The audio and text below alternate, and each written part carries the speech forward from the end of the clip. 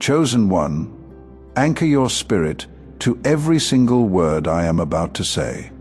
That restless feeling you have been carrying around, the one that makes it impossible to sit still, impossible to feel settled, impossible to feel at home in a space you have lived in for years. That is not anxiety. That is not a problem. That is a signal. God is moving you. And He just revealed the number one sign that the move is imminent. Not eventual, not someday.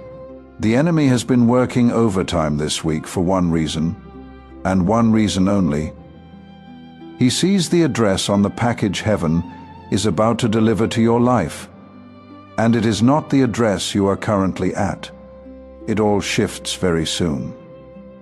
The stagnation, the suffocation, the feeling of being a guest in your own life. But here is what you need to understand right now. This shift is not happening, despite the discomfort you have been feeling. It is happening because of it. The restlessness was never a malfunction. It was preparation. Think back to that moment this week when you looked around at your surroundings, your home, your city, your relationships, your routine, and felt nothing. Not sadness, not joy, just nothing. Like you were standing in a room that used to fit you perfectly, and suddenly the walls were too close and the air was too thin. You thought something was wrong with you. You wondered if you were ungrateful. You tried to talk yourself out of the feeling, but you could not shake it, and you were not supposed to. You did not find this message by accident. The algorithm did not bring you here. God did. This is a divine appointment scheduled before the foundations of the earth for a person standing exactly where you are standing right now. So significant that if this message found you at the moment it was meant to, if something in your spirit just confirmed that you are standing exactly at this threshold, press like. Let that simple act be your acknowledgement that this appointment was not random. Heaven arranged it. Honor it. Stay until the very last second of this message. In the next few minutes, I am going to walk you through the number one sign. God gives His chosen ones right before He moves them. I am going to expose the specific lie the enemy plants in your mind during transition seasons to make you abort the move before it happens. And at the end, I am going to give you a declaration that you can speak over your life today that seals this new chapter open and the old one shut permanently. Do not click away. Your future self, the one already living in the new location, the new season, the new assignment, is on the other side of what I am about to show you. If you leave now, you leave before you receive the confirmation you have been desperately searching for. I know what the last 72 hours have felt like. The atmosphere around your life has not just been quiet.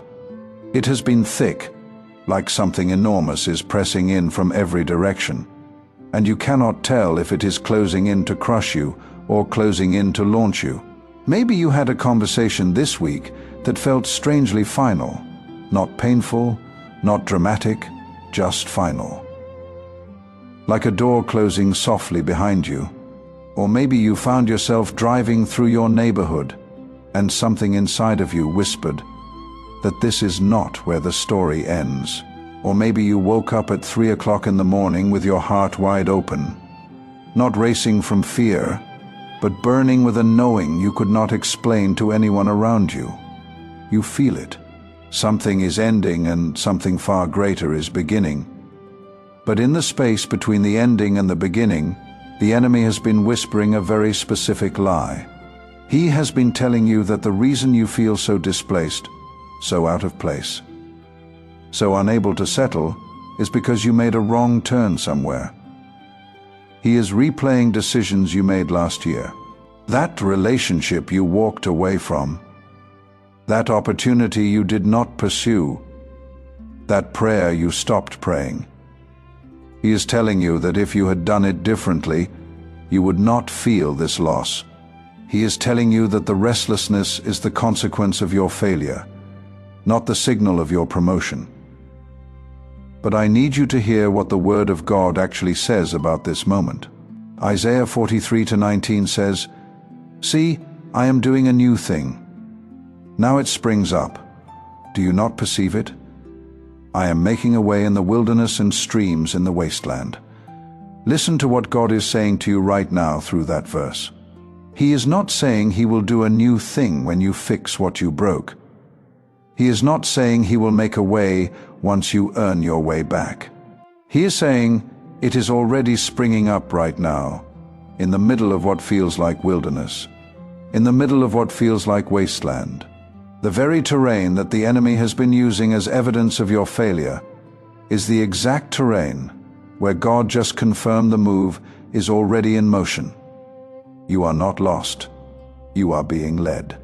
If those words just landed somewhere deep, if your spirit recognized itself in that truth, write this in the comments. I am being repositioned, not as a hope, as a declaration. Let it be the first thing your voice speaks into this new season. The feeling of displacement you have been carrying is not the weight of someone who missed their moment. It is the weight of someone who is too big for the space they are currently in. The restlessness is not punishment. It is preparation. It is God stretching your capacity to hold what He is about to place in your hands. That moment when you looked around and felt nothing, when the life that used to fit you suddenly felt foreign, that was not emptiness. That was a divine eviction. Notice served on every small thing that was holding you in a season you have already completed. Some messages do not just inform, they activate. And when a revelation repositions you, the natural response is to let it move outward, not to hold it contained. What you just received was not information. It was confirmation of something your spirit has been carrying for months. This mission exists to carry that same confirmation to people sitting in the exact darkness you were in before this moment. People who are still interpreting their restlessness as failure. People who do not yet know that the displacement they feel is divine construction, not divine abandonment. If this message has been a turning point for you, if something in your spirit shifted while you were listening, consider sowing into this work. Whatever your heart directs, even the smallest act of generosity carries weight in the spirit when it comes from a place of genuine gratitude. You will find the link in the description.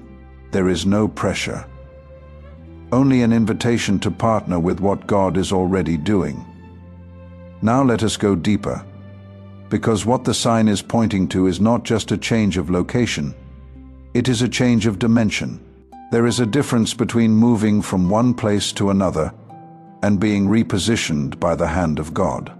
Most people spend their entire lives relocating, changing cities, changing relationships, changing jobs, and they arrive at the new place carrying the exact weight they were trying to leave behind. They are like migratory birds caught in a storm, desperately flapping their wings to escape the tempest, only to find themselves disoriented and weary, still burdened by the very winds they sought to outrun because they moved. But they were never repositioned. They were merely tossed about, their trajectory dictated by external forces rather than divine intent. And God is not calling you to move. He is calling you to be repositioned. This is not about a new address or a different title. It is about a divine recalibration, a sacred orchestration of your very being. That distinction will change everything about how you receive what is coming. Think about what happened to Ruth. She made a choice that looked like grief and sacrifice from the outside, leaving her homeland, her people, her familiar ground, her entire world as she knew it. It was an act akin to stepping off a precipice blindfolded into the unknown. Everyone around her would have called that loss, a foolish abandonment of all that was known and secure. They would have seen the tears, the sorrow, the stark emptiness of her departure. But heaven called it alignment. It was not an act of desperation, but a divine maneuver, a cosmic chess move where her apparent sacrifice was the key to unlocking her destiny. She did not know that the field she was about to walk into, the field of Boaz, had already been consecrated and prepared for her embrace. She did not know that her unwavering loyalty in the season of devastating loss, her commitment to Naomi, even when all hope seemed extinguished, was the very crucible that refined her and qualified her for an unprecedented season of abundance, a harvest beyond her wildest dreams. She just kept walking. Each step a testament to an obedience that transcended sight.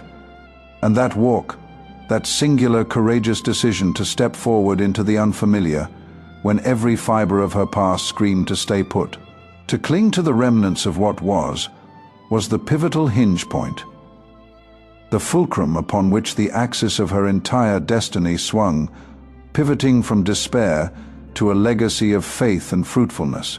You are standing at that hinge point right now. Right now, in this moment. There are angels stationed at your hinge point, not watching from a distance, present, attentive, assigned specifically to this threshold you are crossing. If your spirit recognizes that you are standing at the hinge point Ruth stood at, that you are at the exact place where the axis of your story shifts, type 444 in the comments. Let it be your acknowledgement that the angels are not absent. They have been here the entire time. Feel the seismic tremor beneath your feet, the powerful pull of the next season beckoning you forward. But here is what most people miss about that pivotal moment. That sacred space between the what was and the what will be. The discomfort you have been feeling, that persistent restlessness, the knowing sense that the old garments no longer fit, that the familiar landscape feels alien, the inexplicable longing for something you cannot even fully name, like a melody half remembered from a dream. That is not anxiety. That is not a sign of spiritual instability or some inner turmoil to be medicated away. That is the potent, palpable pressure of the new pressing against the brittle, confining container of the old. It is the expanding spirit wrestling with the limitations of a former self. You cannot carry a brand new assignment, a purpose meant to shake nations, within the fragile vessel of an old, worn-out identity. And your spirit, that deep knowing part of you, has recognized this truth, has felt its imperative for far longer than your analytical mind has been willing to acknowledge or accept. This brings us to something that has to deeply land in your soul before anything else can truly move forward. The reason your movement has been delayed, the reason the doors have remained shut and the path obscured, is not because God has forgotten you. It is not because you are somehow disqualified, imperfect, or less than. The delay has been a meticulously orchestrated construction project. Every solitary season of waiting, every promising door that slammed shut with deafening finality, every significant relationship that dissolved like mist in the morning sun, every cherished version of yourself that had to be surrendered, to be allowed to die. Those were not mere interruptions to your divine purpose. They were, in fact, the very architecture of it. The essential blueprints being laid. God does not build destiny on shaky, unseasoned foundations. He meticulously constructs his grand designs upon what has been tested in the fires of adversity, broken open to reveal its core, and found to be profoundly, unequivocally faithful. Everything that felt like setback, every door that closed with finality, every relationship that dissolved, every season that seemed to produce nothing visible was architecture. The mission you are witnessing right now is built on the same principle. Every word released here reaches people who are in the middle of their construction season, people who see nothing but rubble around them, and do not yet know that the rubble is the foundation being laid. If this message has been part of your own construction season, if it has given language to something God has been building in you, you can invest in this mission through the link in the description or the pinned comment. When you give in the middle of your own construction season, you are not giving from lack. You are giving from the revelation that construction seasons are not delays. They are the work, and the work always produces something that outlasts the building of it. And what is coming next in this message will likely challenge you, perhaps even shake you to your core.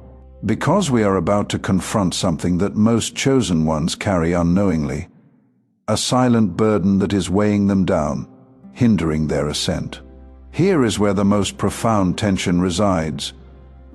The paradox that ensnares so many people who have been undeniably called, who have been distinctly separated for a purpose, who carry within them a genuine, vibrant spark of divine purpose. They have, in a subtle, insidious way, made peace with their prison. Not consciously, not with a willful act of rebellion, but quietly, incrementally. Over the slow march of time, they have learned to meticulously decorate the waiting room of their lives, to arrange the furniture of their circumstances to be as comfortable as possible, rather than resolutely walking through the very door that God is now swinging wide open for them. They have grown accustomed, even comfortable, in a season that was only ever intended to be a temporary vestibule, a brief holding space. Comfort in the wrong season is spiritual stagnation wearing the deceptive mask of contentment. It is the soul settling for a cage it has learned to adorn, and God is actively, powerfully dismantling that comfort right now. Not to punish you, but to provoke you, to awaken you, because you were not chosen to reside in complacency. You were chosen, equipped, and empowered to be sent. Consider the prophet Elijah, a man who stood as a solitary pillar against a tide of idolatry. After one of the most stupendous and dramatic demonstrations of divine power recorded in all of Scripture, after calling down fire from heaven itself, after decisively breaking a national curse and confronting an entire nation with the undeniable truth of God, he found himself collapsed beneath a broom tree, utterly despairing, asking God to simply take his life. He had just witnessed a miraculous vindication, and in the very next breath, he was fleeing for his life in terror, his spirit broken, begging for death. Why?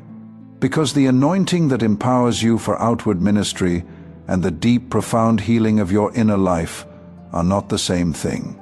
You can carry immense power, a supernatural gifting that moves mountains, and simultaneously harbor immense, unaddressed pain, deep inner wounds. And until God touches both the divine gifting and the hidden, festering wound, you will continue to run in circles, trapped in a cyclical exhaustion, perpetually wondering why you keep arriving at the same desolate place of depletion, even when the scenery and the seasons appear to have changed. And in that moment of profound vulnerability, God sent an angel to Elijah, not with a complex theological treatise, not with a harsh rebuke for his despair, but with simple, sustaining nourishment, bread and water. The angel touched him and said, "Arise and eat, for the journey is too great for you." That divine provision, that moment of angelic sustenance, is precisely what this moment is for you. Before you can be powerfully repositioned, before you can be sent forth into the fullness of your assignment, you must first be deeply restored. Restoration is not a sign of weakness. It is the essential preparation for the immense weight and profound responsibilities of the new assignments you have not yet been asked to carry, but for which you are now being made ready. What is coming next in this sequence of revelation requires you to stay in it. Subscribe to this channel now, not for content, for continuity. The restoration journey you are being walked through does not end here. Each word released in this space is a further dismantling of the old, and a further construction of the new. Stay in it. Stay with me. Because in just a moment, we are going to uncover the insidious hidden thing that has been masquerading as faith, subtly, silently, and consistently sabotaging your forward motion without you even realizing its destructive presence. Because there is something far deeper beneath the surface of this delay, a quiet internal dynamic that almost no one dares to speak about. It is the unspoken agreement you have made with your own perceived smallness somewhere along your journey. After the sting of rejection, after the deep betrayal that left you questioning everything, after the prayers that seemed to echo unanswered in the vast expanse of heaven, you made a quiet, almost imperceptible, internal pact. You told yourself, perhaps unconsciously, that maybe you misheard the call. Maybe you were mistaken about the magnitude of what you were truly called to. Maybe the vision God planted was simply too vast, too audacious, and you were far too flawed, far too broken. And perhaps, just perhaps, it was even arrogant, presumptuous, to think that God had something so extraordinary, so significant, set aside specifically for you. And that agreement, that subtle, almost humble, surrender of the grand vision felt rational. It felt mature. It even felt like genuine wisdom, but it was not wisdom. It was a profound wound, an open sore, masquerading in the guise of wisdom and maturity.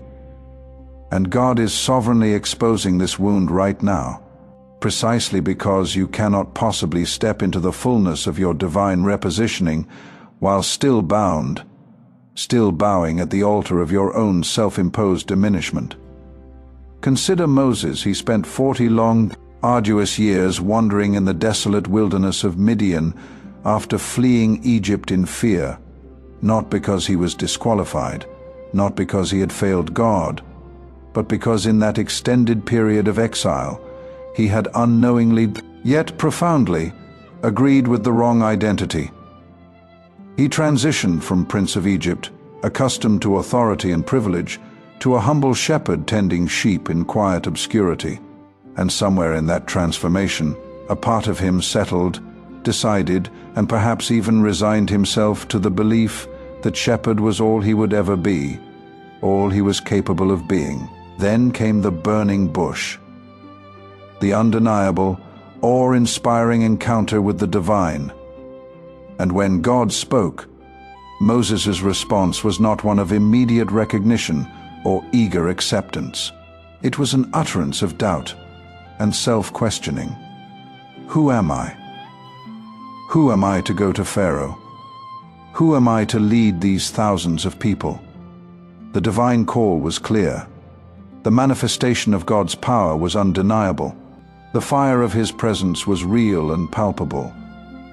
But the deeply ingrained agreement with smallness, with his perceived limitations, was still powerfully active, a silent saboteur. And God, in his persistent love and unwavering purpose, had to patiently dismantle every single excuse, every layer of doubt, before Moses could finally move. Some of you have been standing in front of your own burning bush for months, perhaps even years, experiencing the undeniable call, the radiant presence of God. And you continue to ask, who am I? When heaven has already declared your identity, revealed your capabilities, and confirmed your calling in countless ways that you, in your agreement with smallness, stubbornly refuse to fully receive and embrace. And here is the part that confronts everything. The unavoidable truth that challenges our deepest assumptions. The primary thing that has been blocking your divine repositioning is not some external enemy lurking in the shadows. The spiritual warfare is undeniably real, but the adversary is not your principal obstacle at this critical juncture. It is not your past, though your past has undeniably shaped and molded you.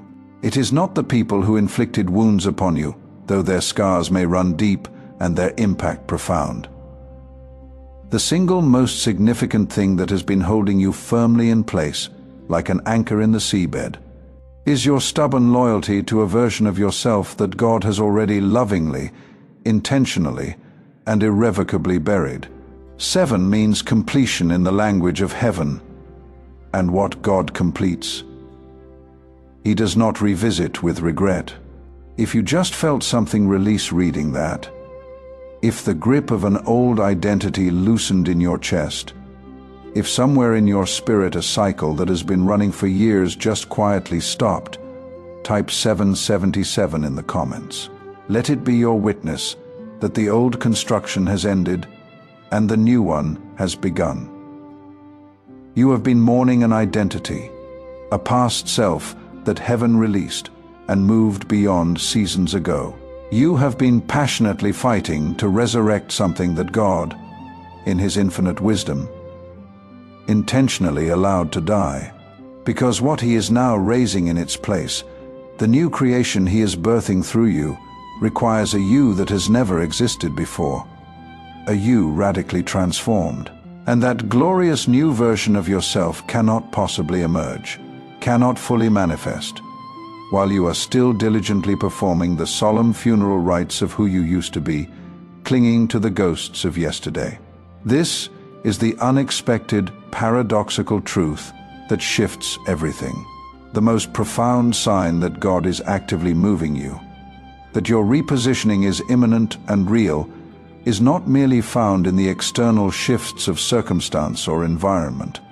It is most powerfully evident in the internal disintegration, the beautiful, necessary breakdown of who you thought you had to be. The confusion you have been experiencing, the disorientation, is not a sign of spiritual weakness or failure. It is the unmistakable evidence of a divine decomposition. The old self, the former identity, breaking down, dissolving, so that the chosen, perfected self can emerge, fully formed, not incrementally improved, not merely spiritually upgraded, but utterly and completely new, unrecognizable, perhaps even to your own previous understanding of yourself. Because that is the true, breathtaking essence of what repositioning by the sovereign hand of God actually looks like.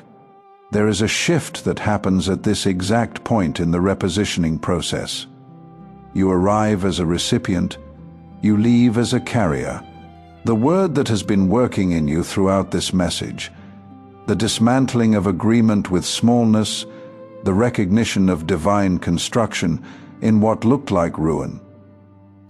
These do not terminate with you. They were always meant to move through you.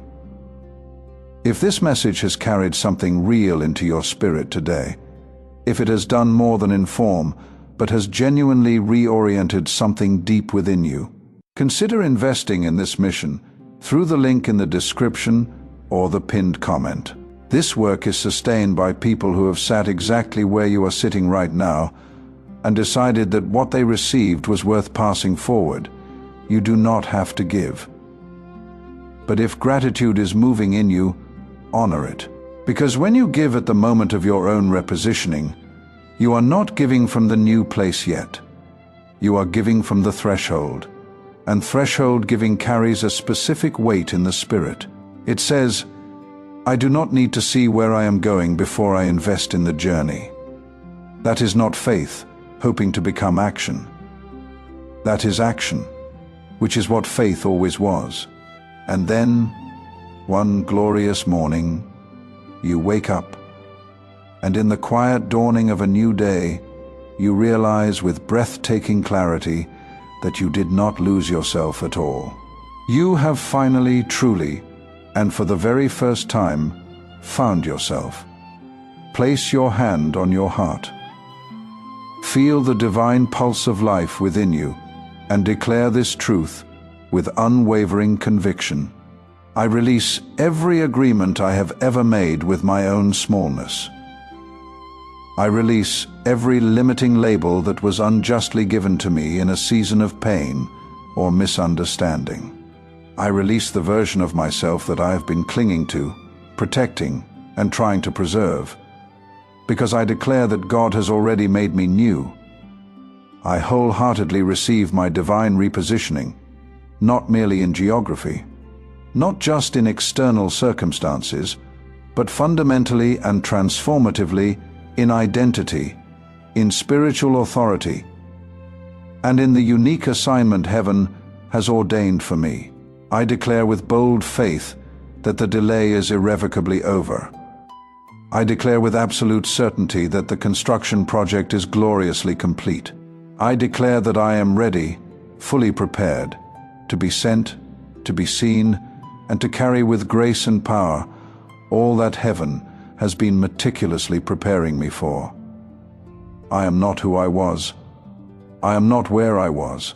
I am moving forward, propelled by the divine command, because God has said, and everything that is essential for this next chapter will follow me, and everything that was meant to fall away has already done so. I step forward now with courage, with unwavering faith, in complete wholeness, and in the radiant fullness of the magnificent destiny I was always meant to embody. Take those 2 lines from the declaration and write them in the comments right now. Not as reflection, as a boundary marker. I am not who I was. I am not where I was. Let it stand as the first declaration of a person who has crossed the threshold, not who is about to cross it. You have already moved. If this message resonated deep within your spirit, confirming what your soul already knew to be true, share it with someone else who you know is standing at their own critical hinge point right now. Leave a comment below. Speak your declaration out loud to God and to this community, affirming that you receive your repositioning. Your words carry immense weight and creative power. Speak them out loud. And if you have not already subscribed to this channel, do it now. Because what is coming next in this series is going to take everything you have received today and propel you even deeper into the heart of God's unfolding plan for your life. You did not stumble upon this message by accident. You were divinely sent here, and believe this with all your heart. Where you are going next is infinitely greater than where you have ever been.